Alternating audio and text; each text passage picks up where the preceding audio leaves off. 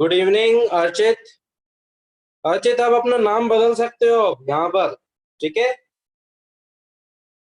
Good evening योग, good evening, good evening Ankush. I hope कि सब लोग बढ़िया एनर्जेटिक हैं, फोकस्ड है अपनी पढ़ाई को लेकर। ठीक है। कुछ जनरल इंफॉर्मेशन मैं आपको दे देता हूँ। Due to the some certain security reasons, आपको अपनी जो जूम ऐप है उस पर वही नाम डालना है जो आपने नाम अपना रजिस्टर करवाया है जेकेएस क्लासेस में, जिससे हम आइडेंटिफाई कर पाए कि कौन लोग क्लासेस अटेंड कर रहे हैं। ठीक है, ये सारी चीजें आपके लिए ही होंगी फॉर द सिक्योरिटी पर्पस। चूंकि हम एक ऑनलाइन प्लेटफॉर्म पर हैं तो इन सब चीजों का ध्यान रखना है। ठीक है, तो अर्चित मैं तुमसे बस एक रिक्वेस्ट करूंगा कि ये जो अपना नाम है इसको तुम अपना स्टूडेंट नेम से बदल लो तो ज्यादा आसान रहेगा रिकॉग्नाइज करना। चलो, कुछ होमवर्क मैंने दिया था, आई होप कि आपने सबने कर लिया होगा। वो क्वेश्चन काफी सिंपल से थे। किसी को कोई डाउट है उन क्वेश्चंस में तो फिर हम डिस्कस कर सकते हैं, वरना हम आगे बढ़ेंगे।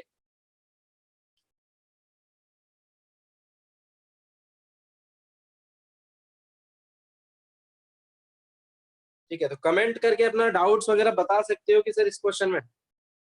ओके ओके, मैं डिस्कस कर दूं। डिस्कशन के लिए मुझे वो क्वेश्चंस देखने होंगे दोबारा, क्योंकि मेरे को याद नहीं है, लेकिन मैं तब भी एक बार कोशिश करता हूँ। क्वेश्चन कुछ इस तरीके से था कि हमारे पास एक वेक्टर था और वो वेक्टर कुछ इस तरीके से दिया था, a i cap plus 1/2 j cap and plus 1/4 k cap. और हमें मैग्नीट्यूड मतलब ए का हमें वैल्यू बतानी थी, ए कितना होगा। हाँ, तो 1/2 जे कैप के बाद -1/4 के कैप था okay, minus. Thank you. This is the minus sign. तो if a is a unit vector, ये हमारा क्वेश्चन था कि भाई ए स्मॉल ए की वैल्यू बताइए अगर ए जो है वो एक यूनिट वेक्टर है। हाँ, तो कितने लोगों ने कर लिया इस क्वेश्चन को, जरा मुझे बताएं कैसे किया, क्या आंसर आ रहा है। Very good Rohan. चलो, और पर्व ने किया है, रोहन ने किया है, और नहीं आ पाया। ओके, कोई बात नहीं। ओके, वेरी गुड देवगुरु तेजस, बहुत अच्छी बात है ये तो। ठीक है, तो जिसको नहीं आया टेंशन लेने की बात नहीं है, इसको समझेंगे हम। ठीक है, देखो, ए अगर एक यूनिट वेक्टर है, ए अगर एक यूनिट वेक्टर है तो since A is a unit vector, magnitude कितना होगा यूनिट वेक्टर का, 1।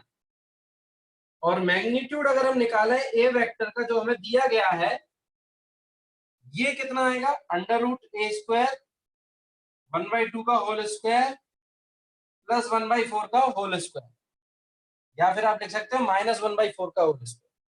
और ये मैग्नीट्यूड आना चाहिए किसके बराबर, 1 के बराबर। तो यहां से हम स्क्वायरिंग कर देंगे both the side. So squaring, squaring करने पर मिलेगा a² plus 1/4 plus 1/16 and that is equal to 1। So a² की वैल्यू हमें मिलेगी, यहां से हमें सम करने पर कितना मिल रहा है, that is 5/16 and that is equal to 1। This implies that a² is equal to 1 minus 5/16 and that is equal to 11/16. So a की वैल्यू मिलेगी प्लस माइनस √11/16।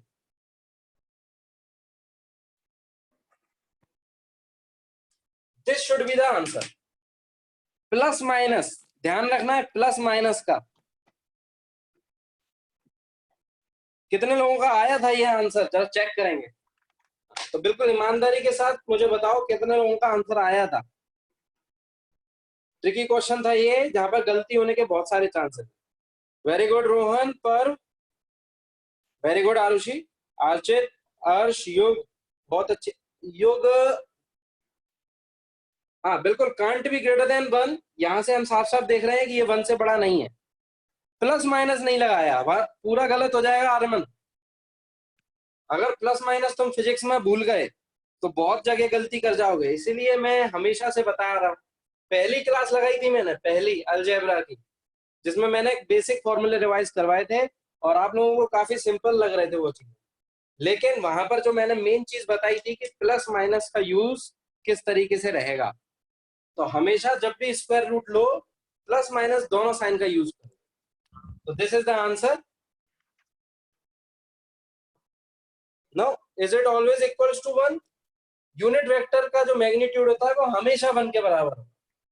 यूनिट वेक्टर का मैग्नीट्यूड हमेशा 1 के बराबर हो, वरना उसको यूनिट वेक्टर क्यों बोला जाएगा? यूनिट वेक्टर का मतलब एक ऐसा वेक्टर जिसका मैग्नीट्यूड कितना है, 1 है, यानी यूनिटी है। तो हटा रहा हूं, नेक्स्ट क्वेश्चन डिस्कस करेंगे। नेक्स्ट क्वेश्चन कुछ था इस तरीके से, मैंने कुछ एक्स वाई जेड एक्सेस दे दी थी और यहाँ पर हमने कुछ पॉइंट्स अज्यूम किए थे, कोऑर्डिनेट्स। कोई मुझे बताएगा ए पॉइंट कितना था यहाँ पर? 1 2 1 okay, 1 2 1 and b 2 2 3 2 2 3। Okay, 2 2 3 c point, last point जो बचा हुआ है 4 1 4 1 4। ठीक है। तो हाँ, पूछा क्या गया है ये और बता दो जल्दी। पहला क्वेश्चन क्या पूछा गया था? A, direction and magnitude of a b vector. Okay, तो ए बी वेक्टर के बारे में पूछा गया, डायरेक्शन और मैग्नीट्यूड। ठीक है, तो सिंपल सा है, ये इसकी वेक्टर होगी, this is a b vector. और ए बी वेक्टर हम कैसे निकालेंगे? बहुत आसान है, फाइनल माइनस इनिशियल, सो 2 - 1 आई कैप प्लस 2 - 2 जे कैप प्लस 3 - 1 के कैप। और यहां से मिलेगा हमें आई कैप प्लस 0 जे कैप प्लस 2 के कैप। ठीक है, तो ये मिल गया हमें वेक्टर आई प्लस 2 के। और अगर हमसे इसका मैग्नीट्यूड पूछा है तो मैग्नीट्यूड मिलेगा √1 square plus 2 square, that is √5। और अगर मुझसे इसकी डायरेक्शन पूछी गई है तो ए बी वेक्टर को मॉड ए बी से अगर मैं डिवाइड कर दूंगा तो मुझे इसकी डायरेक्शन मिल जाएगी। आई थिंक ये सभी का सही हो जाना चाहिए। कितने लोगों का सही है वो थम्स अप भेजेंगे जल्दी से। ठीक है, ओके, मैंने कुछ और भी चीजें पूछी हैं, वो भी मैं निकालूंगा सारी चीजें, लेकिन ए बी वेक्टर अगर मैं निकालता तो क्या सभी? हाँ, तो ठीक है, वेरी गुड गौरव, सभी लोगों का शायद सही है ये।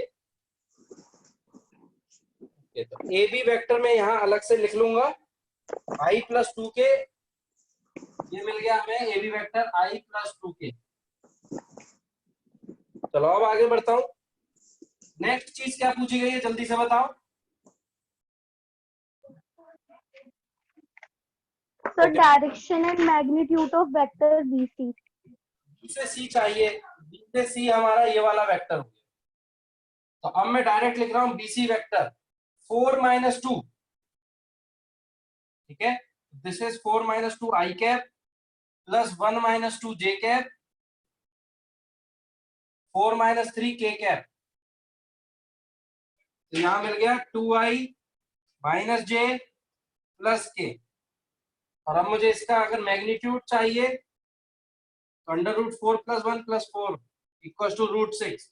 और मुझे इसका यूनिट वेक्टर चाहिए तो मैं इसको डिवाइड कर दूंगा, बीसी वेक्टर को डिवाइड कर दूंगा इसके मैग्नीट्यूड से, तो मुझे मिलेगा 2i - j plus k upon √6। मैं यहां लिख रहा हूं अलग से BC vector, that is equal to 2i - j plus k।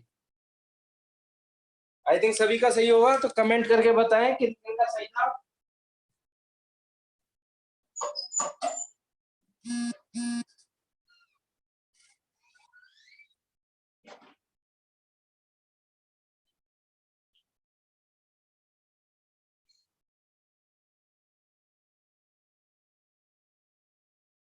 चलो वेरी गुड, बहुत सारों का सही जा रहा है, यही चाहिए मुझे, एनर्जेटिक बिल्कुल बने रहो।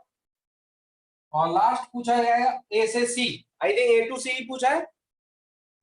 Yes, sir. Direction and magnitude of vector AC. अब मैं डायरेक्ट लिखूंगा, इन सब चीजों को हटा रहा हूं, अब सिर्फ यहीं से देखकर लिखूंगा। 4 - 1 3i cap, 1 - 2 -j cap, 4 - 1 3k cap. Magnitude कितना आएगा? √10। ठीक है, 9 + 9 + √19 मैग्नीट्यूड। ठीक है, तो ये सारे वेक्टर्स आ गए। अब हमसे पूछा क्या गया था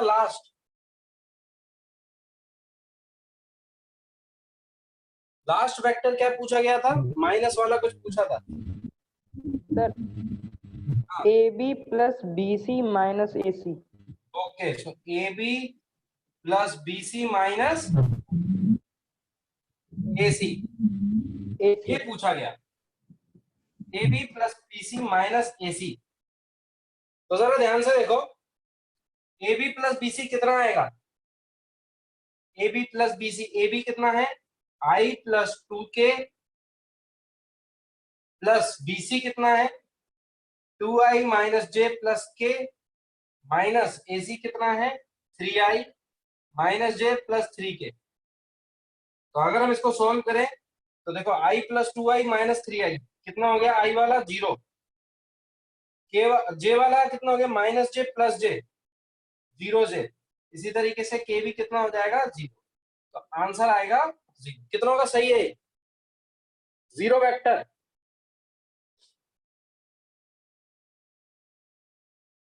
वेरी गुड, यही उम्मीद थी और हमेशा इसी उम्मीद पर कायम रहना। ठीक है, पूरे एफर्ट लगाया करो हमेशा अपने हर एक क्वेश्चन में, भले वो क्वेश्चन जितना छोटा हो या जितना बड़ा हो, अगर आप अपना बेस्ट दे रहे हो दैट्स इनफ। हटा रहा हूं ये सारी चीजें।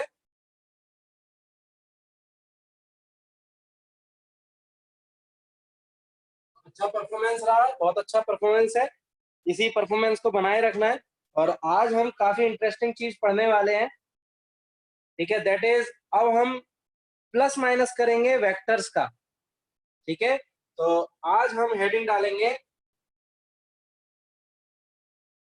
Algebra of vectors. Algebra of vectors.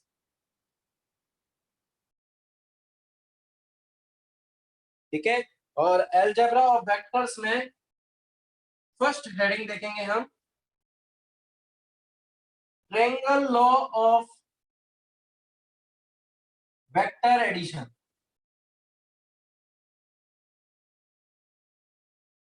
Triangle law of vector addition, इस चीज को देखने वाले हैं हम वेक्टर अलजेब्रा के लिए। अलजेब्रा का मतलब प्लस करना, माइनस करना, ठीक है, मल्टीप्लाई करना, ये सारी चीजें। तो हम पहले एडिशन करना सीख रहे हैं ट्रायंगल लॉ की मदद से। तो ट्रायंगल लॉ क्या कहता है, पहले हम ये लिखेंगे। स्टेटमेंट है for adding two coplanar vectors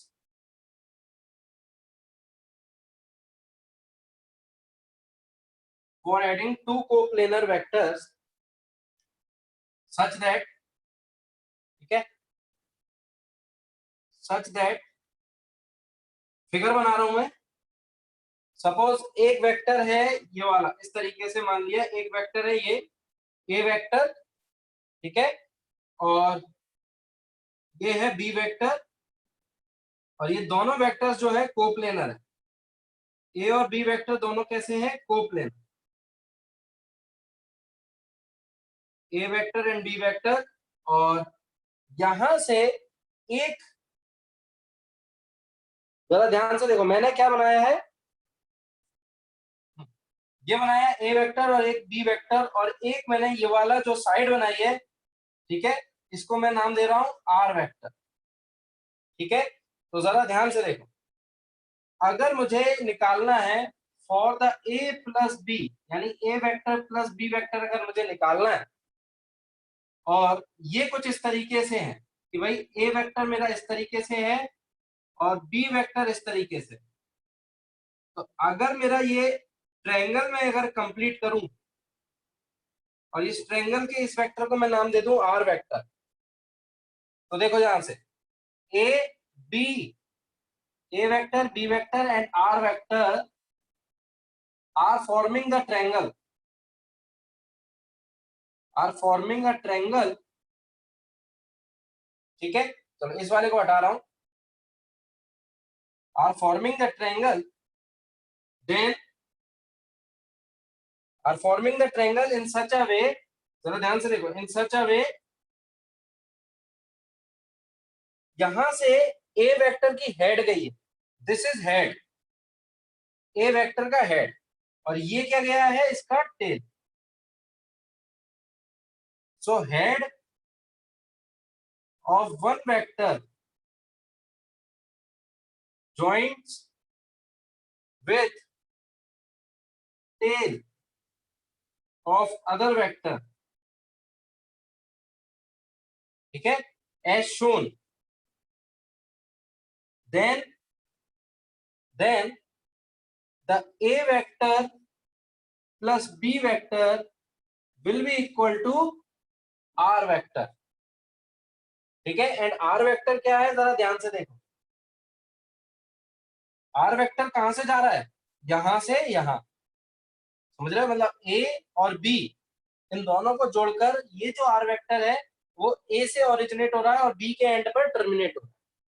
तो यहां से इस ट्रायंगल लॉ से हम इस कंडीशन को लिख सकते हैं। अब ये ट्रायंगल लॉ जो है काफी इंपॉर्टेंट है, ठीक है, तो इस चीज को जरा लिखेंगे, ये पूरी ट्रायंगल लॉ है।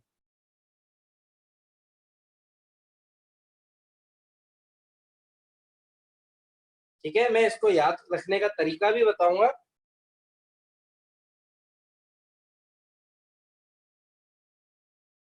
हाँ, सेकंड लाइन में क्या लिखा हुआ है,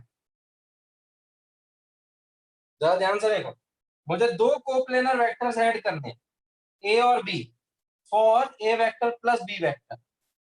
तो a vector and b vector and r vector, a vector, b vector और आर वेक्टर, ये ट्रायंगल बना रहे हैं। ये एडिंग करने के लिए सिर्फ, अगर ए वेक्टर और बी वेक्टर इस तरीके से बने हुए हैं, तो जो आर वेक्टर है जो ट्रायंगल कंप्लीट कर रहा है, तो जो ए वेक्टर और प्लस बी वेक्टर का सम होगा वो कौन देगा, आर वेक्टर देगा। दिस इज द ट्रायंगल, और ये आर वेक्टर इस तरीके से होना चाहिए। देखो जरा, ए और बी सेम मैनर में, मतलब ए का हेड बी के टेल से जुड़ रहा है, ए का हेड बी के टेल से जुड़ रहा है, लेकिन आर वेक्टर अलग ही अपनी जो डायरेक्शन दिखा रहा है। आर वेक्टर हेड से जुड़ रहा है, किसके, बी से, ठीक है। तो ये चीज जरा ध्यान रखो कि a vector plus B vector equal to क्या मिल रहा है हमें, आर वेक्टर, यानी ये जो चीज है ये हमें a vector plus B vector देगी।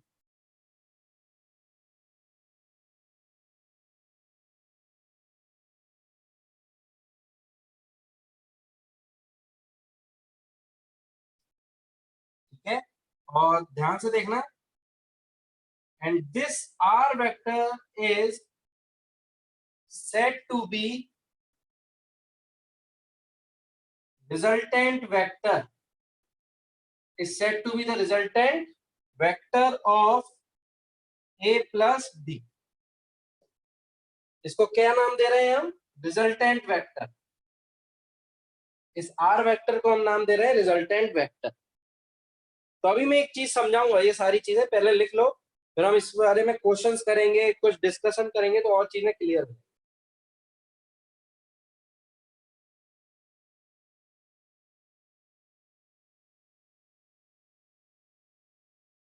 टाइम दे रहा हूं मैं लिखने के लिए 15 सेकेंड्स।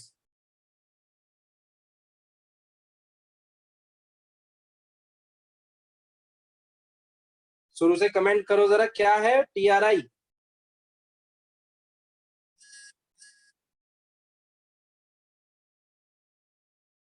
ट्रायंगल हम बना सकते हैं, ट्रायंगल हम बना सकते हैं, अभी मैं क्वेश्चंस बताऊंगा किस तरीके से आएंगे। चलो अब जरा देखो इस चीज को हम कैसे याद रखें। तो देखो, ये था ए वेक्टर, हाँ बिल्कुल, ये था ए वेक्टर और ये समझ लो ये है बी वेक्टर। तो अगर आप ध्यान से देखो तो ए वेक्टर बी वेक्टर, तो यहां से अगर मैं बनाता कुछ इस तरीके से बनाता आर वेक्टर, तो देखो ये जो कंडीशंस हैं कि भाई इसकी टेल इसके हेड से, फिर बी की टेल ए के हेड से, फिर बी के हेड से कौन गया है, आर की टेल गई। तो here a b and r are in same order, are in same order. ये अभी क्या है, सेम ऑर्डर में। मतलब अगर हम देखें तो देखो ए के हेड से बी की क्या जुड़ गई है, टेल, ठीक है। फिर बी के हेड से आर की जुड़ी हुई है किस, क्या, टेल। और फिर आर के हेड से ए की क्या जुड़ गई, टेल। तो ये सब किस में आ गए, एक ऑर्डर में आ गए, जरा ध्यान से देखो, ठीक है। तो पहले हम ए से बी गए, फिर बी से आर, और फिर घूम के कहा गए, आर से ए। तो ये एक ऑर्डर बन रहा है। तो आप ये कह सकते हो कि भाई ये तीनों वेक्टर्स क्या बना रहे हैं, एक ऑर्डर बना रहे हैं, ठीक है। लेकिन ट्रायंगल लॉ में अगर आप देखो, ट्रायंगल लॉ में अलग सीन चल रहा है। ये है ए वेक्टर, ठीक है, दिस इज ए वेक्टर, और ये मान लो ए है बी वेक्टर, ठीक है। तो इसका देखो ए के हेड से बी की टेल गई है, पर देखो बी के हेड से अब आर की टेल नहीं जा रही, आर का क्या आ रहा है, हेड आ रहा है। तो यहां पर ए और बी तो क्या है, are in order, but r vector is in opposite order. Are in opposite order, तो यहां से क्या मिला हमें, a plus B vector and that is equal to r vector. तो ये है ट्रायंगल लॉ। आई थिंक ये चीज समझ में आई होगी आपको कि ट्रायंगल लॉ में ये दो तो ऑर्डर में रहते हैं, तीसरा क्या रहता है, अपोजिट ऑर्डर में रहता एक्सक्यूज मी सर। है। हाँ सर अगर गिवन ट्रायंगल में वेक्टर ए और vector b sir tail to tail जुड़े हो तो सर पहले हमें हेड टू टेल ज्वाइन करना पड़ेगा। बिल्कुल बिल्कुल, तभी हम देख पाएंगे, ओके सर। तभी हम ट्रायंगल लॉ लगा पाएंगे। तो पहले हमें ये डायग्राम बनाना हो।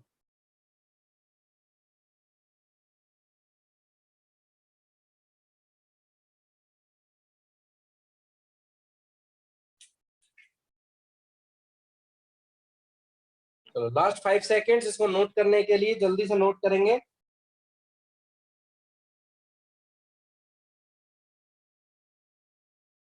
यानी दो वेक्टर्स जो है वो ऑर्डर में होगा, और तीसरा वेक्टर, ऐसा क्यों होता है वो हम बाद में डिस्कस करेंगे, ठीक है। लेकिन दो वेक्टर्स ऑर्डर में होने चाहिए और तीसरा उसके अपोजिट ऑर्डर में। तो तब जाकर ये जो वेक्टर होगा, ये आर वेक्टर क्या कहलाएगा, यहाँ पर आर वेक्टर को बोलते हैं resultant vector, resultant vector of a and b. तो ए और बी दोनों का क्या है, ये रिजल्टेंट है।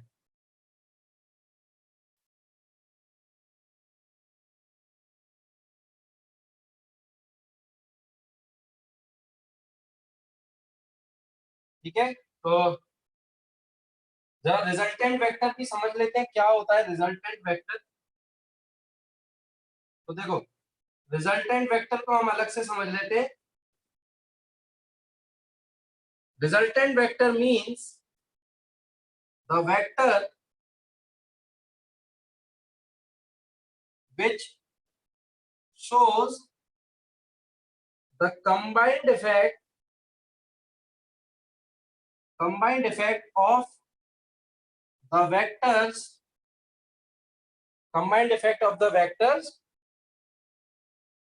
for which we are taking resultant, resultant मतलब रिजल्ट। तो अगर मैं जैसे देखो ध्यान से, ट्रायंगल लॉ के अकॉर्डिंग मैंने ये ए वेक्टर बनाया था और ये बी वेक्टर बनाया था, तो मैं क्या कह रहा था कि मैं a प्लस बी वेक्टर को r वेक्टर के बराबर लिख सकता हूं, और मेरा जो r वेक्टर है वो ऐसे है। तो इसका मतलब क्या हुआ कि r वेक्टर जो है, ठीक है, r vector is showing the effect of a and b both, is showing the effect of a vector and b vector both। तो r वेक्टर अकेला a वेक्टर और b वेक्टर मिलकर जो इफेक्ट प्रोड्यूस कर सकते थे वो अकेला कौन शो करेगा, r vector. r showing the, चलो इस चीज को मैं लिख सकता हूं combined effect of a and b both alone. दोनों का इफेक्ट अकेले ही शो कर सकता है कौन, r वेक्टर। तभी हम उस वेक्टर को क्या बोलेंगे, रिजल्टेंट। ठीक है, तो r वेक्टर जो कि यहाँ पर क्या है, रिजल्टेंट है किसका, a वेक्टर और b वेक्टर।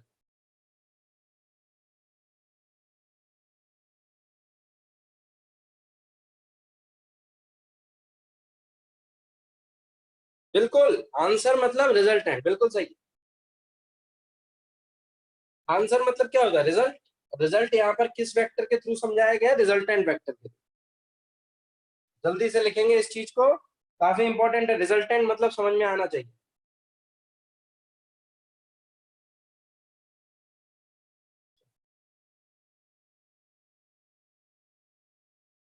तो अब जरा देखो ध्यान से, इफ अगर मैं ये लिखता हूं a vector plus b vector equal to r vector, ये अगर मैंने लिखा, ठीक है, ये अगर मैंने लिखा if this is the triangle, so by the triangle law हम क्या लिख सकते हैं, a vector plus b vector equal to r vector. Then अगर मैं ये चीज लिखूं a वेक्टर b वेक्टर, ये वेक्टर कौन सा बनेगा, जल्दी बताओगे मुझे। अगर ये ट्रायंगल ऐसा है तो ये कैसा बनेगा, यहां कौन सा वाला वेक्टर आना चाहिए। बिल्कुल, वेरी गुड अर्चित, हाँ very good Pushpen. This will become minus r vector, equal in magnitude but opposite in direction. Very good. ठीक है, अब ये देखो जरा, यहां पर a b और minus r all are in order, all are in order. तो हम यहां पर क्या लिख रहे हैं, देखो अगर मैं इसको लिख रहा हूं तो ये चीज मेरी क्या बनेगी, जरा ध्यान से देखना, a प्लस बी, ठीक है, प्लस r। देखो जरा, a प्लस बी जो आ रहा है, ठीक है, a प्लस बी जो आ रहा है उसमें मैं अगर इसको माइनस r लिख रहा हूं, ठीक है, तो ये मेरा क्या बनेगा, a plus b minus r equal to 0। जरा ध्यान से देखो इस चीज को,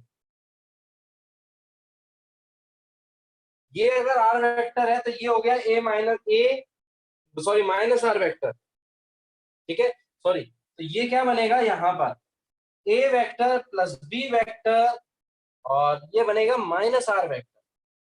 ठीक है, तो यहाँ पर अगर मुझसे ये पूछा गया कि बताइए अब a प्लस बी बराबर कितना होगा, तो जरा बता सकते हो मुझे a प्लस बी बराबर कितना होगा।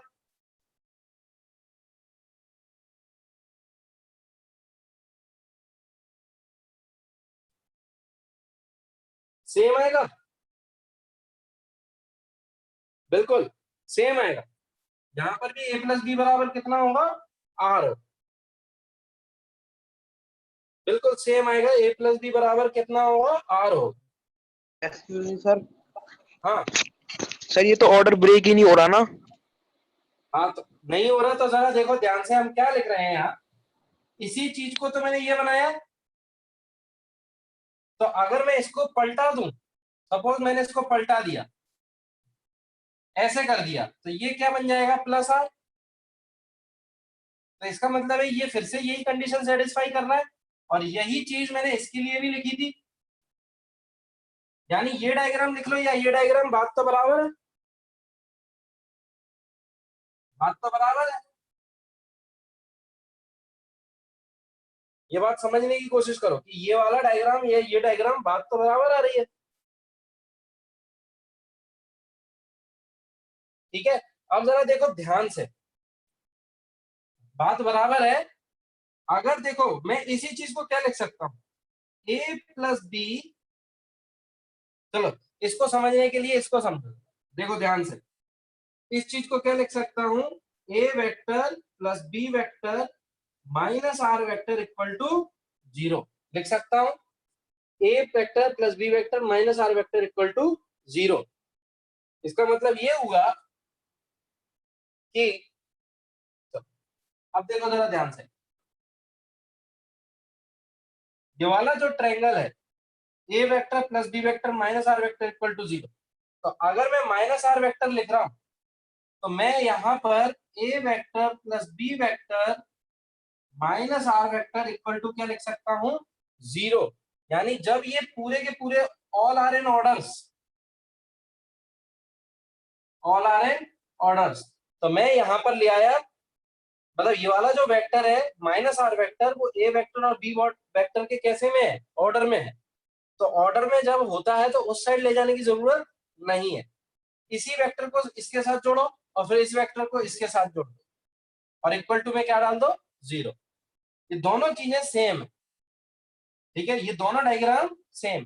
तो अगर हम ऐसा लिख सकते हैं तो जरा ध्यान से देखो, अगर मेरे पास ये वेक्टर है a vector plus B vector और ये सी वेक्टर, तो मैं क्या लिख सकता हूं, a vector plus B vector plus c vector equal to 0। क्योंकि ये जो तीनों वेक्टर्स हैं ये किसमें है, all are in order, all are in order. और अगर मेरे पास कुछ ऐसा होता, a vector plus B vector और सी वेक्टर कुछ ऐसे में होता, तो मैं क्या लिखता भाई, a vector plus B vector minus C vector equal to 0। देखो मैंने यहाँ क्या साइन लगा दिया, माइनस सी वेक्टर, क्योंकि सी जो है वो कैसा है, अपोजिट ऑर्डर का है।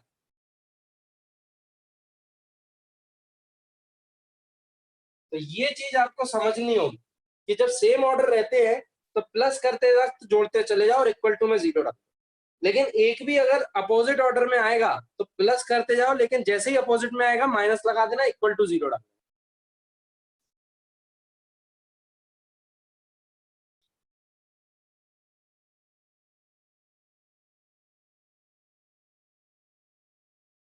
सर हाँ सर ऊपर जो आर वेक्टर वाला केस था वहां पे हमारा जो आर वेक्टर था वो नेगेटिव था। हाँ, लेकिन वो ऑर्डर में था। तो सर अब हम उसे उधर, हाँ हाँ ओके सर ठीक है। तो तो लेकिन सर मतलब अगर ऑर्डर में होगा तो, हाँ, तो ऑर्डर में था इसलिए मैंने सिर्फ क्या किया है, जरा ध्यान से देखो, प्लस करके ही माइनस आर वेक्टर को जोड़ दिया, इक्वल टू कर दिया 0।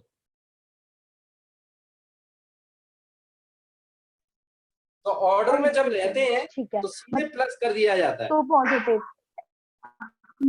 ऐड होगा, ठीक है सर। ठीक है, तो नोट करेंगे इसको और फिर मैं एक दो क्वेश्चंस करवाऊंगा, क्लियरिटी आ जाएगी।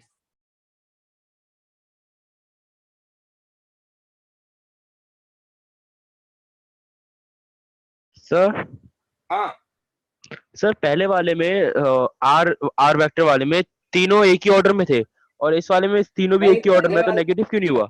नहीं, इस वाले में तो अपोजिट ऑर्डर है, आर का अपोजिट ऑर्डर है।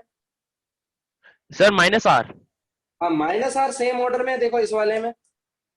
तो सर माइनस सी क्यों नहीं है, वो सेम ऑर्डर है तो? माइनस आर वेक्टर को जोड़ोगे ना, ये वाला जो वेक्टर है, ये पूरा वेक्टर कौन सा है, माइनस आर। तो आप ए को जोड़ रहे हो, बी को जोड़ रहे हो और माइनस आर को जोड़ रहे हो, इक्वल टू 0। यस सर, पर जो नीचे माइनस सी वाला वेक्टर है उसको माइनस क्यों नहीं किया सी को? अच्छा, ये वाला वेक्टर ऊपर सर, इसके जस्ट ऊपर। इसके जस्ट ऊपर, तो देखो इसको अगर हम सी वेक्टर ले रहे हैं, देखो ये डायग्राम और ये डायग्राम अलग है, इसको एक दूसरे से कंफ्यूज मत हो। ये तीनों वेक्टर सेम ऑर्डर में है, तीनों वेक्टर सेम यस ऑर्डर में है, तो हम तीनों को क्या कर रहे हैं, ऐड कर रहे हैं इक्वल टू 0। Okay sir. लेकिन ए वेक्टर और बी वेक्टर तो यहाँ ऑर्डर में है, लेकिन सी वेक्टर जो है वो अपोजिट में है। तो अगर यस आपको यहाँ ए बी से दिक्कत आ रही है तो तुम पी क्यू कर लो, पी वेक्टर क्यू वेक्टर, और ये लिख लो तुम आर वेक्टर। तो मैं यहाँ क्या लिखूंगा, p vector plus q vector minus r vector okay sir. Equal to 0।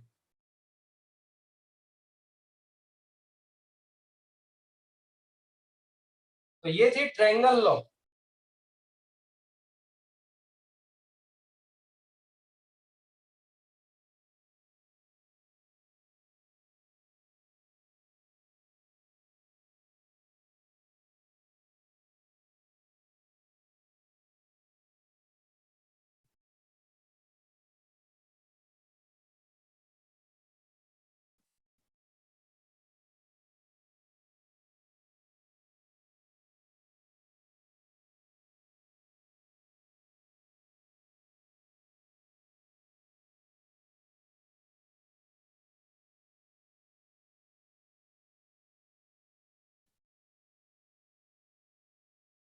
तो देखो ये चीज है सिंपल सी, add with the positive signs if in order, take negative for the opposite order and then equal to 0, and then make equal to 0, then make the sum equal to 0। This is the trick कि अगर same orders में है तो आप सीधे positive sign के साथ add करते जाओगे, एक भी अगर अपोजिट ऑर्डर में आया तो उसको नेगेटिव लेके 0 कर।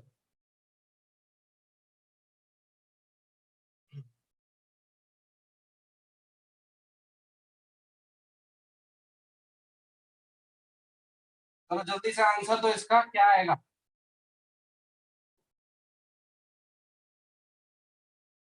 इसको नहीं तो कुछ और नाम दे दो, लो ये क्यू वेक्टर ले लो, पी वेक्टर, ये आर वेक्टर, ये ले लो एक्स वेक्टर। ठीक है, जल्दी से बताओ क्या आएगा इसका।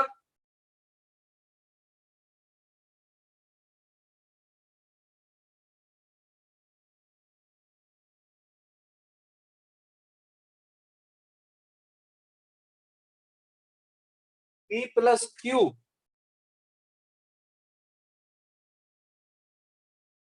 ये एक्स है, ये क्यू है, ये पी है।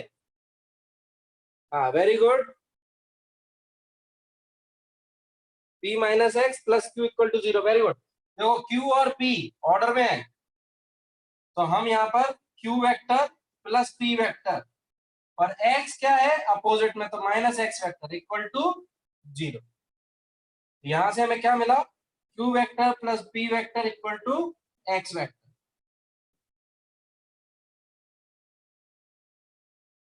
किसी को कोई डाउट है इसमें तो पूछ सकता है।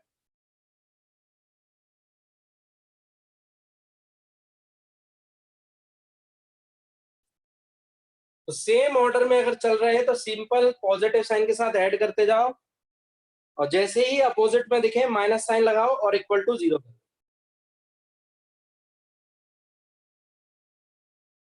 बता रहा हूं मैं, ठीक। तो कुछ क्वेश्चंस पूछूंगा, जल्दी से बताना।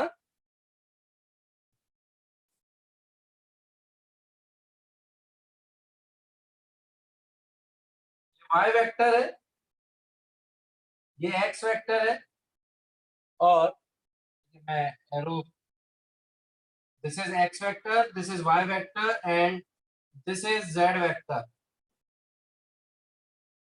ठीक है, यहां पर रिलेशन बताओ मुझे, relation among x y and z, क्या रिलेशन बनेगा।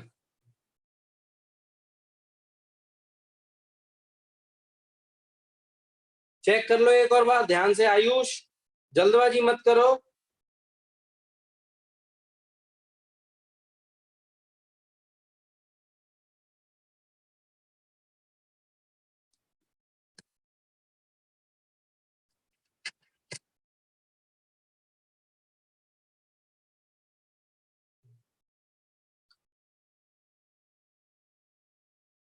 चलो देखते हैं।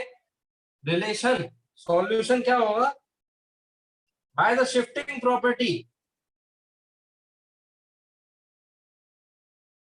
shifting property we can form a triangle। और ट्रायंगल कैसे बनेगा जरा ध्यान से देखो, ये तो हो गया z, जो हमारा x था इस तरफ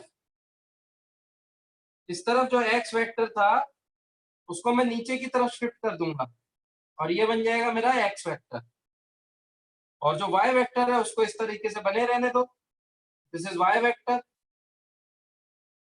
तो अब जल्दी से देखो कौन कौन से ऑर्डर में है, x ऑर्डर में है और z, और y अपोजिट में है, तो हम क्या लिखेंगे, x plus z minus y equal to 0, यानी हमारा रिलेशन बनेगा x plus z equal to y। This is the answer. I think ये चीज क्लियर हुई होगी। हमने यहाँ x वेक्टर को क्या किया है, शिफ्ट किया है और ट्रायंगल बना लिया है। नोट डाउन करेंगे जल्दी से। हाँ बिल्कुल, किसी को भी कर सकते थे, z को भी कर सकते थे, तो क्या बनता, z plus x equal to y, बात बराबर आती। ठीक है, z को भी शिफ्ट कर सकते थे, कोई दिक्कत नहीं। ठीक है, और मैं लिख देता हूं यहाँ पर, z को भी शिफ्ट कर सकते थे, तो z इधर आता, x इधर आता और y इस साइड रहता, तो भी रिलेशन आता हमारा z plus x equal to y vector, same relation. ठीक है, x प्लस जेड लिख लो या z प्लस एक्स, बात बराबर।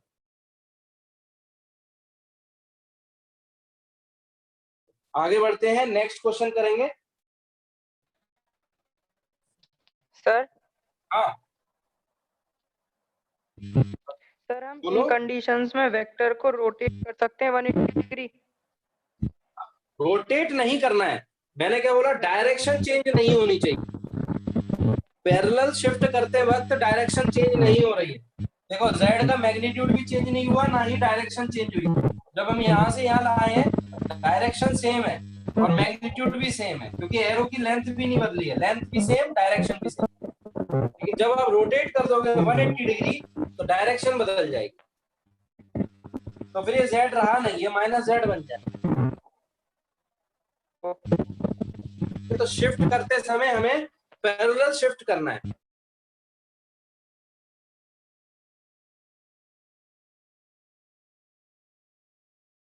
अब जरा बताएंगे जल्दी से, ए वेक्टर, ठीक, और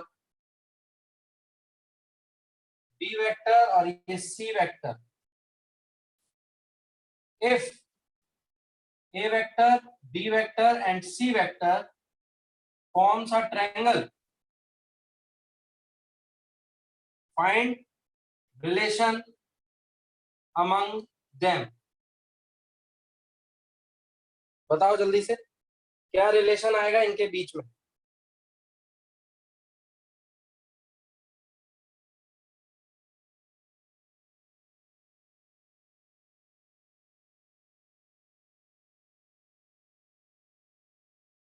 बिल्कुल, very good,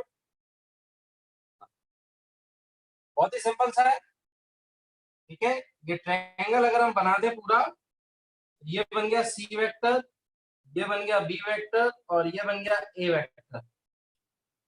C vector plus B vector minus a vector equal to जी, बिल्कुल सही है। तो c plus b that is equal to a. मेरे हिसाब से अब हो जाएंगे ये क्वेश्चंस। ठीक है, सिंपल है। चलो हटाते हैं अभी सारी चीजों को। सर हाँ सर, इस वाले क्वेश्चन में हम लोग A vector minus B vector minus C vector equal to 0 नहीं कर सकते? बिल्कुल कर सकते हो, देखो जरा, अच्छा क्वेश्चन पूछा तुमने, वेरी गुड। ये सी वेक्टर है, ये बी वेक्टर है और ये ए वेक्टर है, तो मैं उल्टा भी जा सकता हूँ। देखो जरा, ए वेक्टर को मैंने पॉजिटिव ले लिया, minus B vector minus C vector equal to 0, ये भी सही है, ये भी सही है, ये भी सही है। अगर मैं माइनस साइन से मल्टीप्लाई कर दूं, multiply by minus sign, negative sign से अगर हम मल्टीप्लाई कर दें तो उससे कोई फर्क नहीं पड़ने वाला। क्या बन जाएगा, b plus c minus a, या फिर ये बोल सकते हो कि भाई minus a plus b plus c equal to 0, तो अभी सेम चीज बनेगी, b plus c equal to a vector. क्या नाम है, क्या नाम था अभी जिसने? Sir Anushka Pandey. Very good Anushka, अच्छा क्वेश्चन पूछा था तुमने, वेरी गुड डाउट। ठीक है, इस तरीके से भी आप लिख सकते हो, ठीक है, लेकिन चीजें सेम रहेंगी, बदलेंगी नहीं। Okay sir, thank you sir. Very good. अब हम आगे बढ़ते हैं नेक्स्ट चीज। हाँ सर अगर इधर ए वेक्टर जो है उसका एरो चेंज कर दो ना, क्या एरो चेंज, क्या? सर ए वेक्टर का जो हेड है उस जगह पे हाँ। टेल की जगह पे अगर हेड कर दें तो सर फिर कैसे सॉल्व अगर होगा? उसकी जगह हेड, अच्छा तुम इस तरीके से अगर सोचना चाह रहे हो कि minus a plus b plus सी अगर हम करें, तो अगर हम इसको माइनस ए कर देते हैं, ठीक है, तो minus a plus b plus सी, ये दोनों ट्रायंगल्स सेम है, ठीक है, क्योंकि मैंने इसे ए वेक्टर को क्या लिख लिया है, माइनस ए, तो मैंने एरो भी तो चेंज कर दिया है, तो चाहे आप ट्रायंगल लो, इसमें लगा लो या इसमें, बात बराबर आई।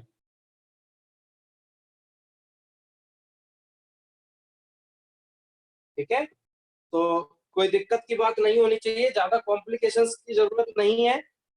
अगर सेम ऑर्डर में है तो प्लस ले लो, और अपोजिट में आ रहा है माइनस ले लो, equal to 0।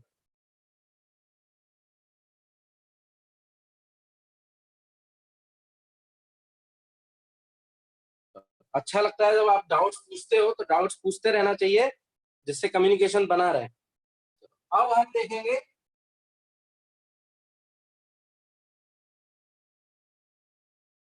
Parallelogram, parallelogram, law of vector addition, parallelogram of vector addition, ये एडिंग डालेंगे next. This is the second law जो हम वेक्टर एडिशन के लिए लगाते हैं।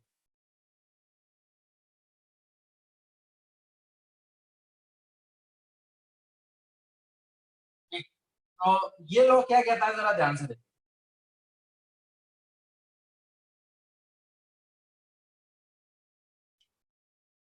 According to this law, statement है, it states that the resultant of two coplanar vectors is given by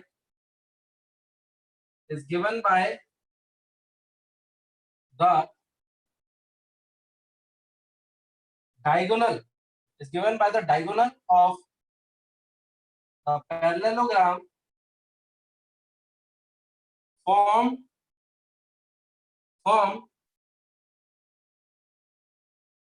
with the help of the vectors, with the help of two vectors।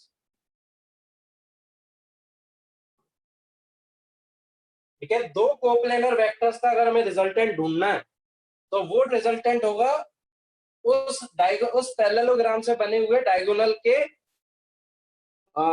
Diagonal जो देगा वही उसका resultant होगा। क्या मतलब है इस पैरेललोग्राम लॉ का, जरा ध्यान से देखिए। सपोज इसको मेरे को शब्दों में इसको नहीं समझा सकता, इसको हमें डायग्राम के थ्रू देखना होगा। तो ये हो गया ए वेक्टर, और सपोज करो ये है बी वेक्टर, ठीक है, तो इन दोनों वेक्टर्स का मुझे रिजल्टेंट चाहिए, यानी मुझे चाहिए ए वेक्टर प्लस बी वेक्टर। तो अकॉर्डिंग टू दिस लॉ, मुझे अगर ए प्लस बी वेक्टर चाहिए, तो ये मिलेगा मुझे diagonal of parallelogram, a plus B vector equal to diagonal जो वेक्टर है, ठीक है, पैरेललोग्राम का, वो मुझे देगा ए प्लस बी का रिजल्ट। पैरेललोग्राम किससे मिलकर बना है, इन्हीं वेक्टर से मिलकर बना है। तो देखो ये ए वेक्टर है, मैं इस ए वेक्टर को यहां ले आऊं और एक बी वेक्टर यहां लाऊं,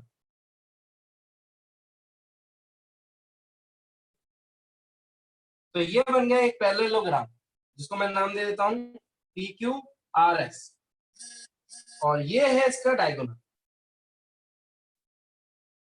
ठीक है, इसको मैं अलग कलर से शो कर देता हूं। This is the diagonal. ठीक है, तो जो हम डायगोनल वेक्टर की बात कर रहे हैं वो ये है, और यही क्या है, a vector plus B vector. यानी अगर मुझे इन दोनों वेक्टर्स का सम चाहिए तो वो मुझे ये वाला डायगोनल देगा। ठीक है, और पी क्यू आर एस क्या है, हमारा एक पैरेललोग्राम जो कि इस दोनों वेक्टर्स की मदद से मिलकर बना। ठीक है, तो यानी यहाँ पर a vector plus B vector क्या क्या देने वाला है, पी आर का वेक्टर। ठीक है, तो अगर हम ए और बी के बीच में कोई एंगल मान लेते हैं, जैसे सपोज मान लो थीटा मान लिया, ठीक है, तो हमें ए वेक्टर और बी वेक्टर में जो रिजल्टेंट मिलेगा वो इस डायगोनल की मदद से मिलेगा।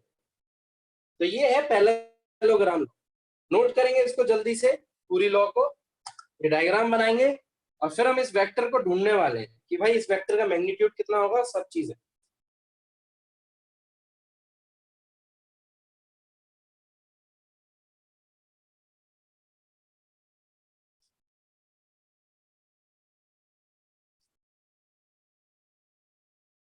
तो वहां पर हमें ट्रायंगल बनाना था और यहाँ पर हमें पैरेललोग्राम बनाना, दो वेक्टर्स का, और डायगोनल ढूंढना है।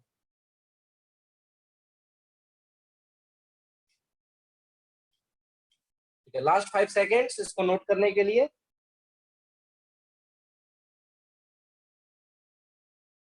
हाँ, अदर डायगोनल के बारे में हम बात करेंगे। ठीक है, अदर डायगोनल के बारे में भी बात करेंगे, पर जरा ध्यान से देखो। बिल्कुल सही है कि भाई ये वाले डायगोनल के बारे में बात क्यों नहीं हुई, जो दूसरा डायगोनल है, जरा ध्यान से देखो। मैंने आपसे बोला कि हम ट्रायंगल लॉ में क्या पढ़ते हैं कि जो ए वेक्टर और बी वेक्टर का रिजल्टेंट होता है, ठीक है, वो कैसे निकालते हैं, सेम ऑर्डर में जोड़ते हैं, और जो वेक्टर अपोजिट ऑर्डर में आता है उसको नेगेटिव ले लेते हैं। तो देखो यहां से हम इसी डायगोनल के बारे में बात क्यों कर रहे हैं, क्योंकि because by the triangle law, ये वाला जो डायगोनल है, कौन सा वाला, पी आर, और ये वाली एक साइड, मैं पहले साइड बना देता हूं और फिर डायगोनल। तो देखो एक साइड हो गई कौन सी, पी क्यू, ये वाली साइड हो गई पी क्यू, और ये साइड हो गई कौन सी, बी वेक्टर, जो कि हो गई क्यू आर। ये हो गया ए वेक्टर और ये हो गया बी वेक्टर। अब मुझसे पूछा गया मुझे ए प्लस बी का रिजल्टेंट चाहिए, तो a vector plus B vector देगा कौन सा, ये वाला डायगोनल, जो कि कौन सा वेक्टर है, पी आर। तो ये मिल रहा है मुझे A plus B vector minus P R vector equal to 0। इसीलिए मुझे ये वाला डायगोनल देखना है। बात समझ में आ रही है?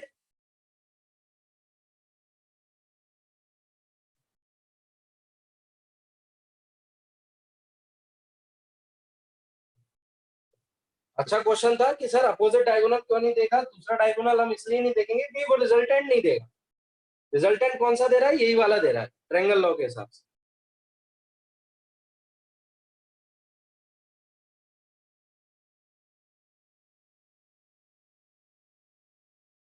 अब हम देखेंगे magnitude and direction. So magnitude of the resultant के बारे में हम बात करेंगे।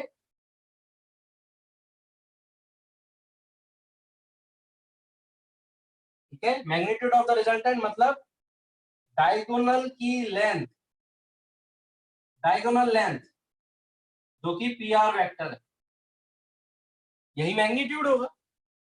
तो हम एक डायगोनल बनाने वाले हैं, तो ये अगर हमारा ए वेक्टर है, दिस इज बी वेक्टर, और इन दोनों के बीच का एंगल है थीटा। ए वेक्टर ये हो गया, बी वेक्टर ये हो गया। मैं बनाऊंगा पहले एक पैरेललोग्राम। तो ये बना दिया मैंने एक पैरेललोग्राम। इसका मैग्नीट्यूड अगर मॉड ए है, इसका मैग्नीट्यूड भी कितना है, मॉड बी। तो ये कितना हो जाएगा, this is also mod a and this is also mod B. ठीक है, इन दोनों के बीच का एंगल है थीटा, ये बात याद रखनी है हमें। Theta is the angle between a and b vector. देखो टेल टू टेल कंडीशन है, इसलिए एंगल ले सकते हैं। हमें चाहिए ये वाला डायगोनल। ठीक है, ये है P, sorry this is P, this is Q, this is R, this is S। ठीक है, तो ये चाहिए हमें मॉड PR जो कि इस लेंथ के बराबर हो।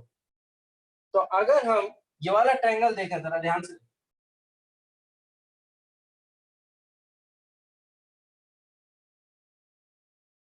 ये हो गया PR। ठीक है, और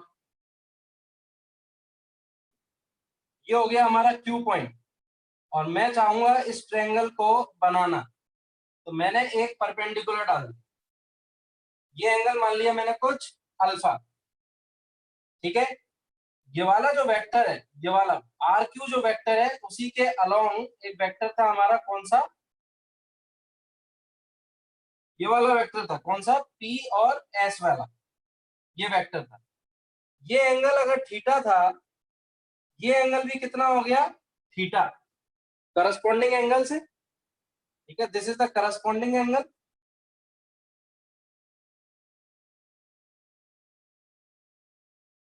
दोनों पैरेलल है क्योंकि ये दोनों पैरेलल होंगे। ठीक है, this is also a vector, this is also a.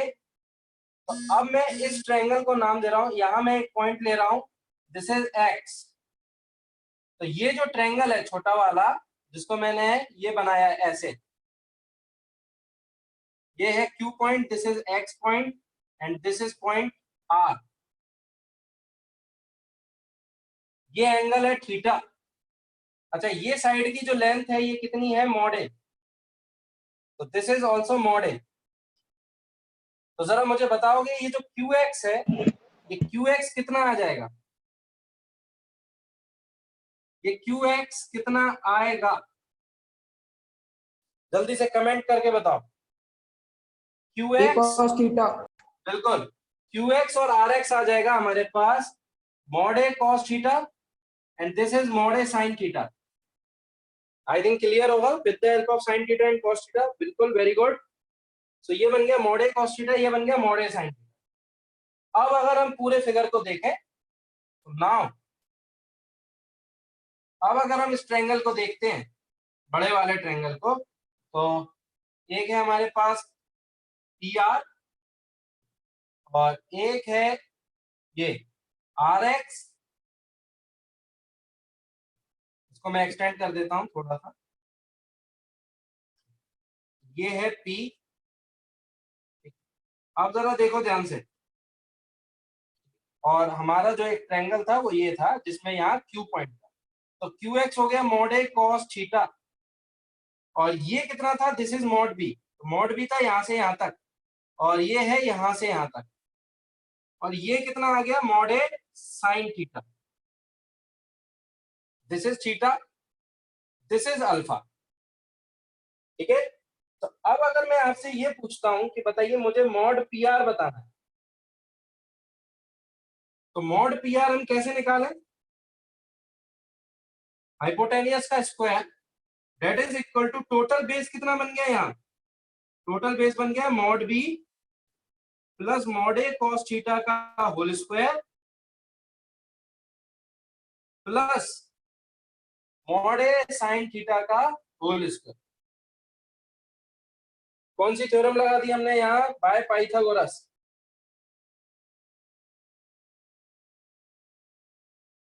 I think ये चीज क्लियर हो गई होगी। और अब मैं इसको सॉल्व कर रहा हूं, तो मॉड PR का होल स्क्वायर किसके बराबर आएगा, जरा ध्यान से देखो, A प्लस बी के होल स्क्वायर को खोल रहा हूं, तो मॉड बी का square plus mod A square into cos square theta plus 2 mod A mod B into cos theta और plus mod A into sine theta का होल स्क्वायर।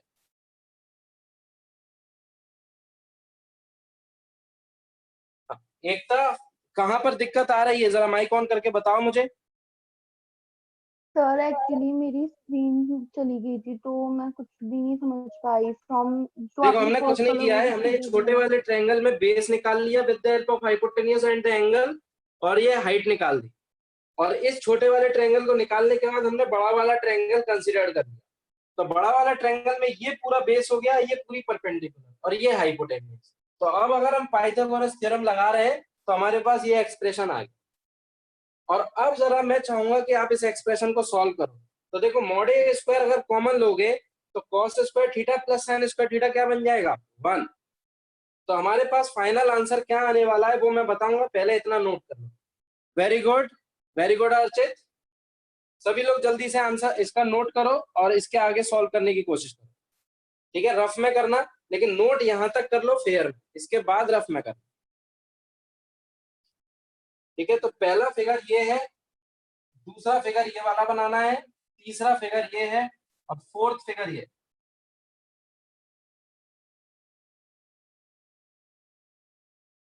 तो हम ट्रायंगल कौन सा देख रहे हैं, पी एक्स आर। तो हमने पाइथागोरस लगाई है पी एक्स आर में।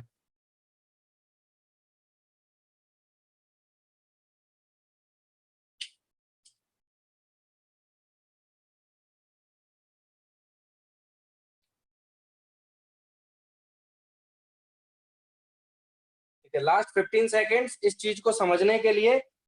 स्कूल में भी कई बार पूछा जाता है, पैरेललोग्राम में थ्योरम को प्रूफ करने के लिए पूछा जाएगा कि बताइए फाइनल रिजल्टेंट कितना आता है, मैग्नीट्यूड कितना आता है। तो यही सब चीजें करनी है।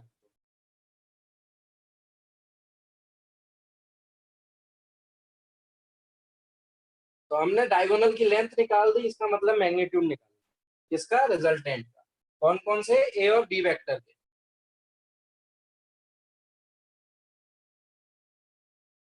तो प्रूफ करने के लिए हर बार तीनों डायग्राम बनाने होंगे? हाँ बिल्कुल, देखो डायग्राम से बहुत जल्दी क्लियरिटी आती है।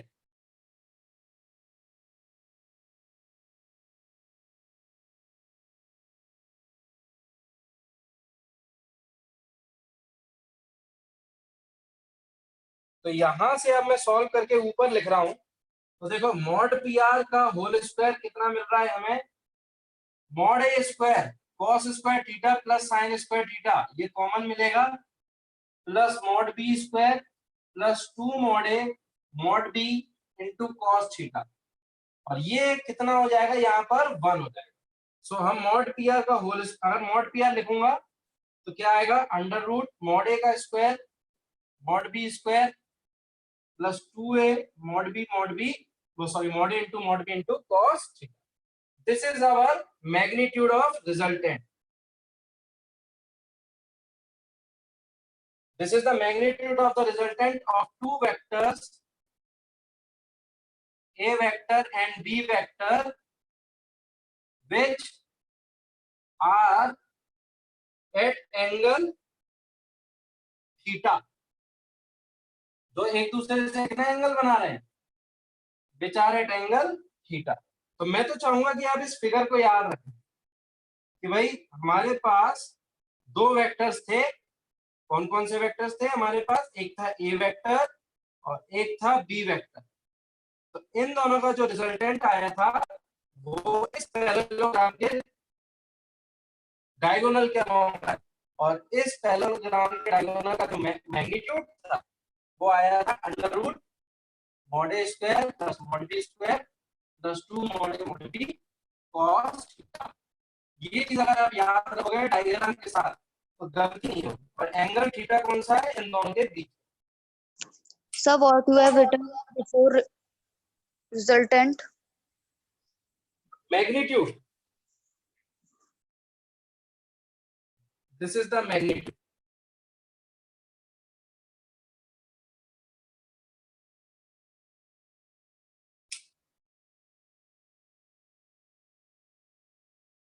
क्या मेरी आवाज क्लियर नहीं आ रही है किसी को भी?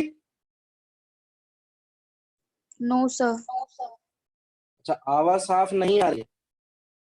अर्चित बोल रहा है क्लियर है, निहारिका बोल रही नहीं है। तो किसी किसी के में क्लियर आ रही है, मेरे को लग रहा है नेट कनेक्शन की प्रॉब्लम है। ठीक है, एक बार चेक कर लो सभी लोग नेट कनेक्शन, क्योंकि यहाँ से मैं स्पीड देख रहा हूँ दैट इज 40 Mbps, तो मेरे हिसाब से तो सही स्पीड है यहाँ की।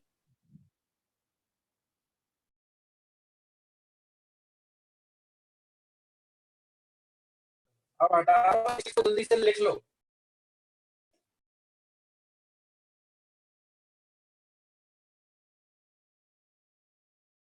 हाँ, सभी लोग अपना माइक ऑफ कर लिया करेंगे। आई थिंक माइक से हो सकता है कि डिस्टरबेंस आ।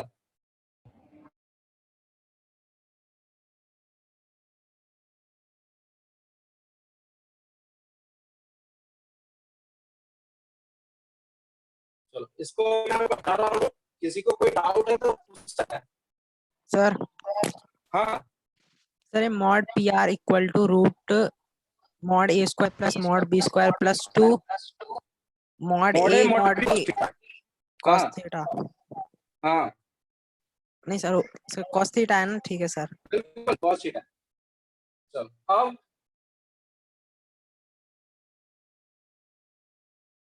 अब हम जरा देखेंगे कि angle. So angle made by resultant, angle made by resultant with the horizontal one vector,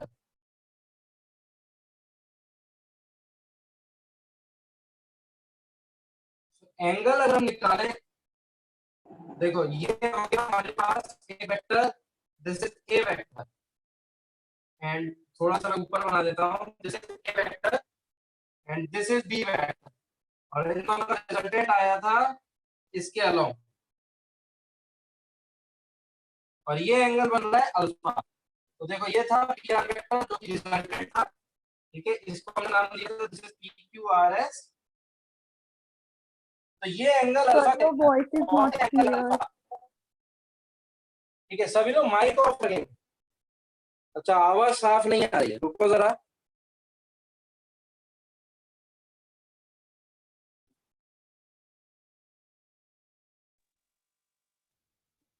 अब आवाज साफ आ रही है?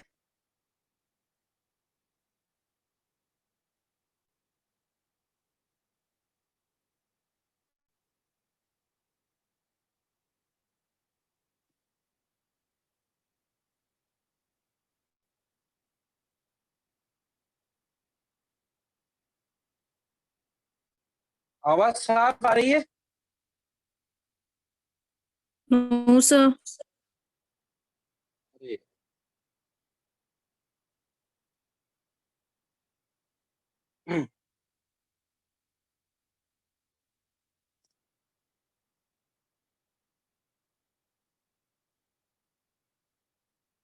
ठीक है, अब मैं दोबारा बोल रहा हूँ, आवाज साफ आ रही है?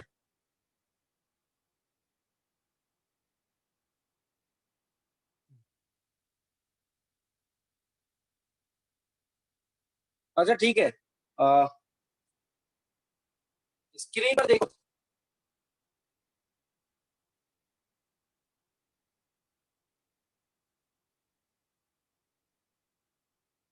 चलो मैं दोबारा आ रहा हूँ।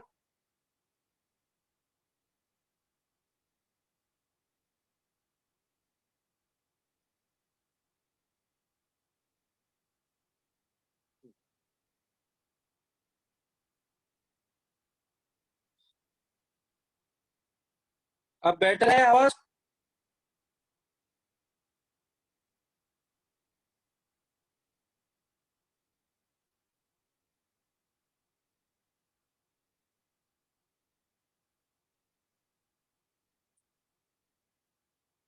ठीक है, मुझे ये एंगल अल्फा चाहिए बस, और ये एंगल अल्फा निकालते हैं हम। ठीक है, तो ये एंगल अल्फा निकालने वाले हैं। तो ये कैसे निकाल है, जरा देखो ध्यान से।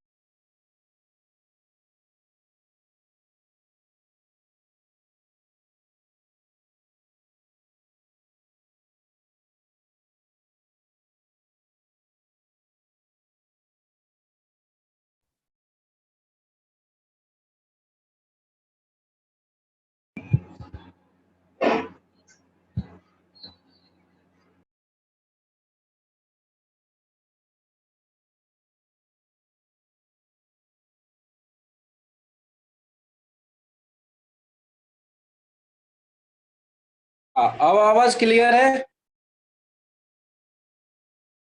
Yes sir. ठीक है।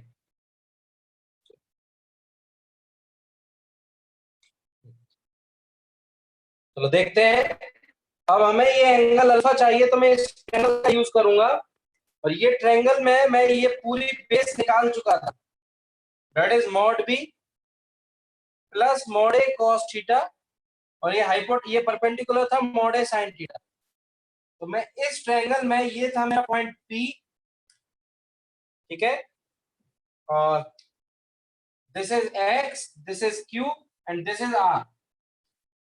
तो यहां से हम tan अल्फा लिख सकते हैं perpendicular, that is mod A sine theta upon mod B plus mod A cos theta.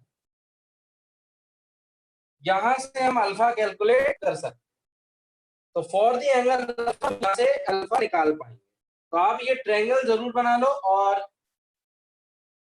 इस चीज को समझने की कोशिश करो कि भाई हमने ये क्यू था पूरा mod B, this is mod B, और ये था मॉड कॉस थीटा, और this is mod B.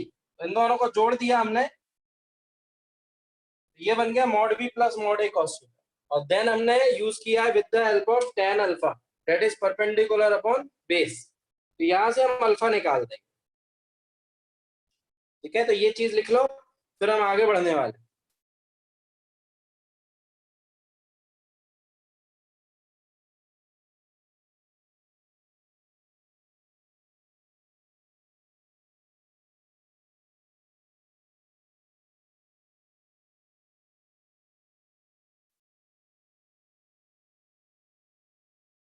Excuse me sir.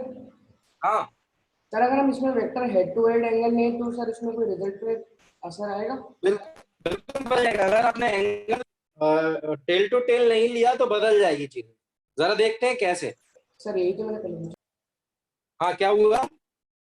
कुछ नहीं सर। आप जरा इम्पोर्टेंट कैसे।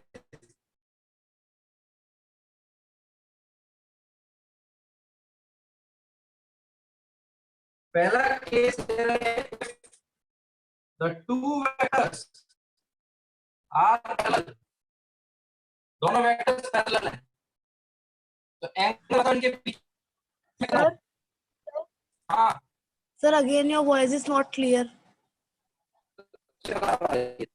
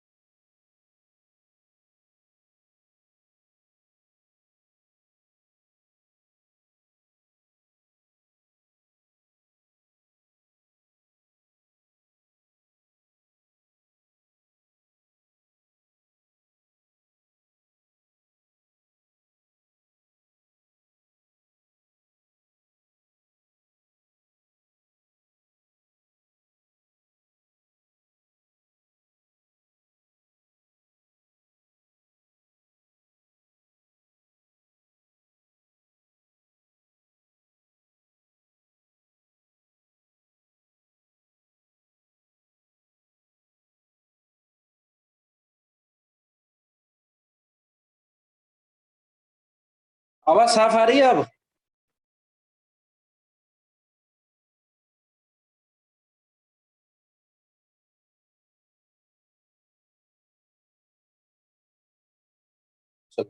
तो अब अगर मैं दो वेक्टर्स पैरेलल ले रहा हूं तो मुझे बताओ इन दोनों के बीच में एंगल कितना होगा?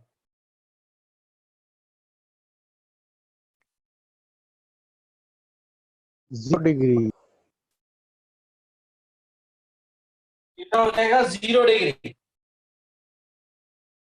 सो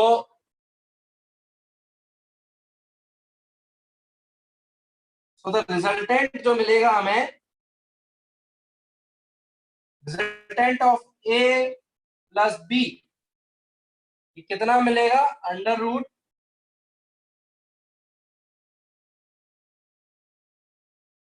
cos 0, और cos 0 कितना हो जाएगा? 1। तो ये मिलेगा मॉड ए प्लस मॉड बी।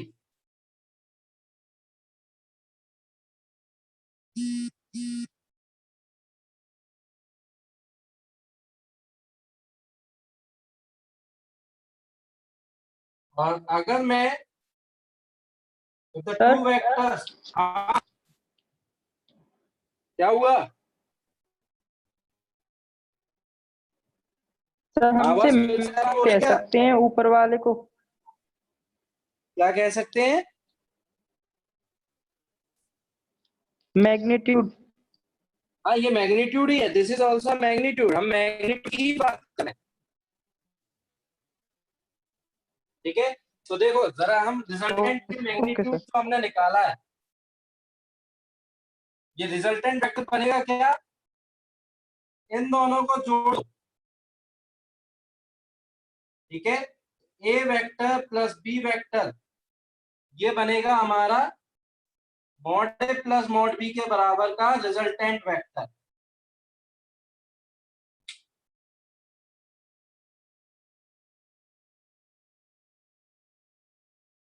ठीक है, इसकी जो लेंथ होगी एरो की, वो मॉड ए प्लस मॉड बी के बराबर होगी।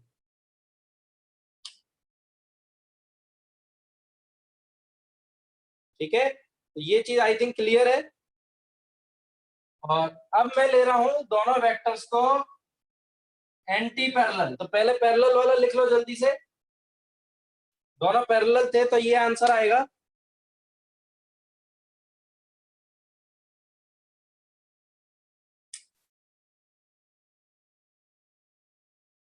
और एंटी पैरेलल के लिए आंसर देंगे बिल्कुल a माइनस बी। और अब अगर हम एंटी पैरेलल ले लेंगे तो देखो थीटा कितना मिलेगा हमें, दोनों वेक्टर्स का अपोजिट कर दो तो थीटा मिलेगा 180, तो cos 180 यहां पर आएगा। cos 180 की वैल्यू होती है -1, तो यहां क्या मिलेगा हमें, माइनस साइन। तो ये वेक्टर जो होगा, ठीक है, ये बी वेक्टर अपोजिट हो गया, ये वेक्टर मिलेगा mod A minus mod B.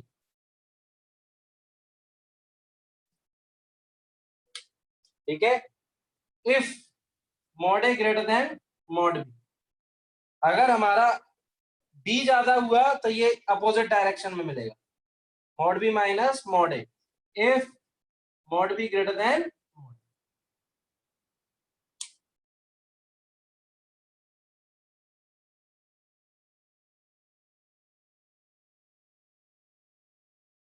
जल्दी से नोट डाउन करेंगे इस चीज को।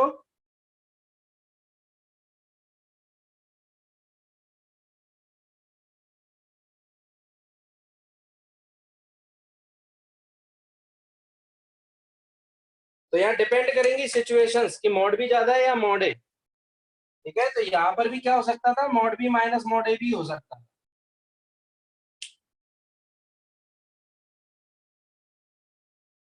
चलो अब आगे बढ़ते हैं, ये हो गए एंटी पैरेलल के लिए। ठीक है, और ये बात याद रखना, मिनिमम रिजल्टेंट होता है ये, minimum resultant of two vectors when theta equals to 180 degree. तो जब 180 डिग्री होता है तो मिनिमम रिजल्टेंट मिलता है, और वो मिलता है mod A minus mod B. हाँ ले सकते हैं, थीटा 180 से बड़ा लेंगे, लेकिन मैं मिनिमम की कंडीशन बता रहा हूँ कि मिनिमम रिजल्टेंट कितना मिलेगा, mod A minus mod B या फिर मॉड बी माइनस मॉड ए। मतलब डिफरेंस जो होता है वो मिनिमम रिजल्टेंट है। तो आप इस चीज को एक रिजल्ट की तरह याद रखेंगे कि मिनिमम रिजल्टेंट होगा या तो mod A minus mod B या फिर मॉड बी माइनस मॉड ए। सिमिलरली अगर हम मैक्सिमम की बात करें तो जो पैरेलल की कंडीशन होती है उसमें मैक्सिमम रिजल्टेंट मिलता है। तो मैक्सिमम की रिजल्टेंट की अगर बात करें तो मैक्सिमम रिजल्टेंट कितना मिलेगा, मॉड ए प्लस मॉड बी। ये कब मिलता है, जब थीटा की वैल्यू कितनी हो, 0 डिग्री।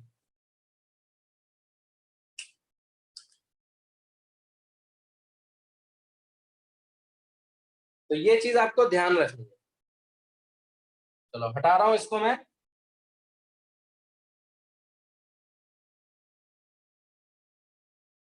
तो नोट डाल के लिखेंगे, तो द वैल्यू ऑफ रिजल्टेंट, तो मैं ये लिखूंगा कि देखो जो वैल्यू है रिजल्टेंट की, वैल्यू ऑफ द रिजल्टेंट यानी मैग्नीट्यूड, वो ज्यादा हो सकता है mod A minus mod B के मॉड से, कम हो सकता है मॉड ए प्लस मॉड बी से। इन दोनों के बीच में हमें वैल्यू ऑफ रिजल्टेंट मिलेगी, ना इससे कम हो सकती है ना इससे ज्यादा। अच्छा, जो लिख रहा हूं बस वो लिखते चलो।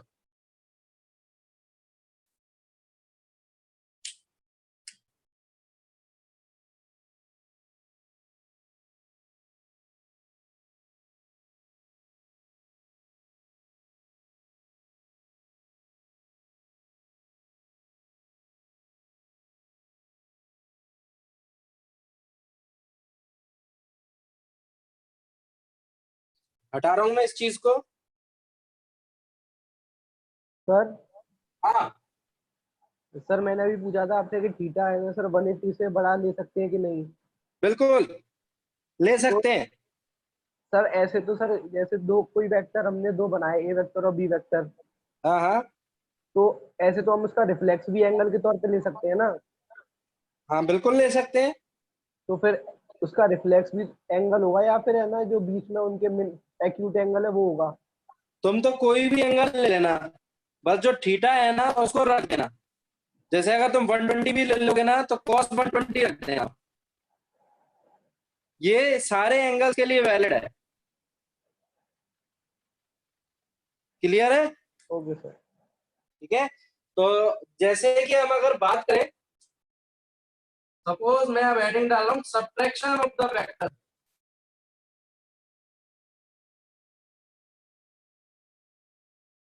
तो सब्ट्रैक्शन ऑफ द वेक्टर्स की अगर बात करें तो ये होगा ए माइनस बी वेक्टर।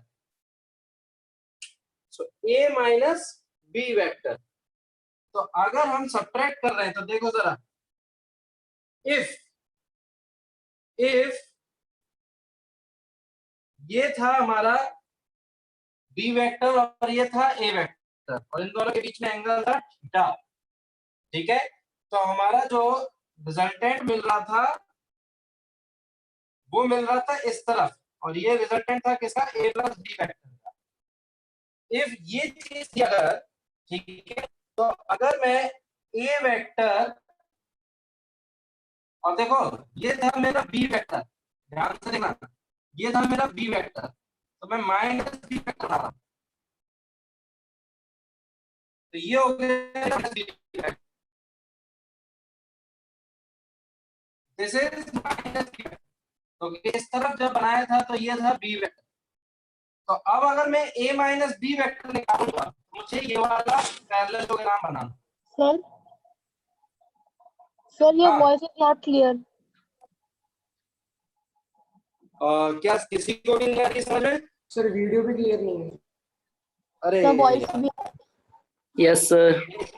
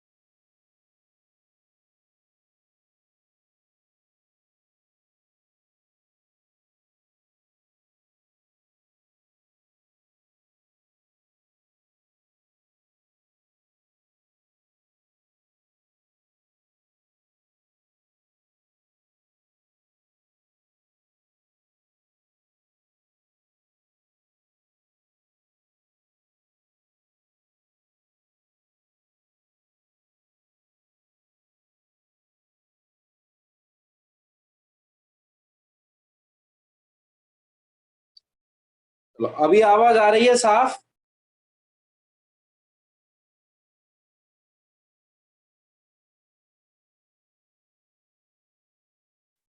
तो ठीक है, अभी हम यहीं रुकते हैं, ठीक है। नेक्स्ट लेक्चर में हम आगे की चीजें देखेंगे, ठीक है। नेक्स्ट लेक्चर में हम आगे की चीजें देखेंगे। मैं होमवर्क ग्रुप पे असाइन कर दूंगा, ठीक है, उसकी टेंशन मत लो, ठीक है। चूंकि इंटरनेट कनेक्शन वीक हो रहा है, तो मैं आगे के लेक्चर में नेक्स्ट चीजें बताऊंगा। तब तक के लिए आप इन्हीं चीजों को रिवाइज करो, पढ़ो, और जो भी डाउट्स आए वो पूछो। Thank you.